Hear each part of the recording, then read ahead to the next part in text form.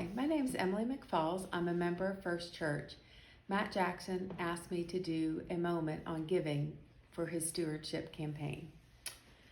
For the past week, I have gone to sleep stressed and worried about the pandemic, worried about my children's education or lack thereof, and also worried about work. The list goes on and on. The next morning, I did what has come for me in the past, and I went looking for scripture.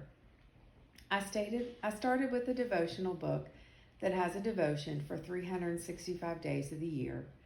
And when I opened that devotion to September 30th, there it was at the top, a neglected remedy. Psalm 127:2 states, "He gives his beloved sleep." I won't read you the devotion, but the author links spirituality to sleep. Sleep is not the full remedy for stress, but other solutions can become clearer with adequate rest. Now, you may be asking, how does stress and sleep relate to giving at church? Was it a coincidence that the devotion I needed to hear most was assigned to the morning that I picked up that devotional book? I don't think so. I think God meets us right where we are, and His wisdom and His scripture and His comfort are steadfast.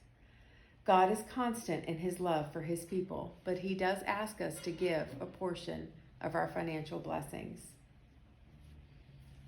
When I think about the most impactful way my offering is used at our church, I think of two things: the building and the missions of the church. There has never been a time when I've missed being in our building more. I took it for granted.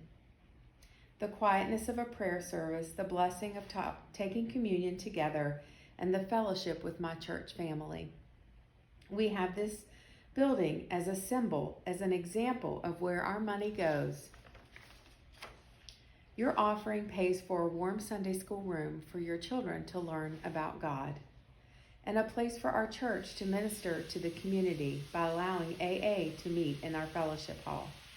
But the church needs giving to keep the electrical bills paid and the roof repaired and so much more. A portion of your offering also goes to missions. It sends funds to youth in crisis at the Methodist Home for Children. It sends money overseas to Africa to support the Zoe Project, to help people learn to provide for themselves.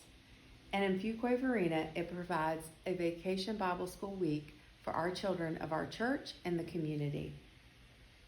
So when I think about all that God has provided for me personally and for our congregation, I feel confident I'm honoring God by giving a portion of my blessings to the church.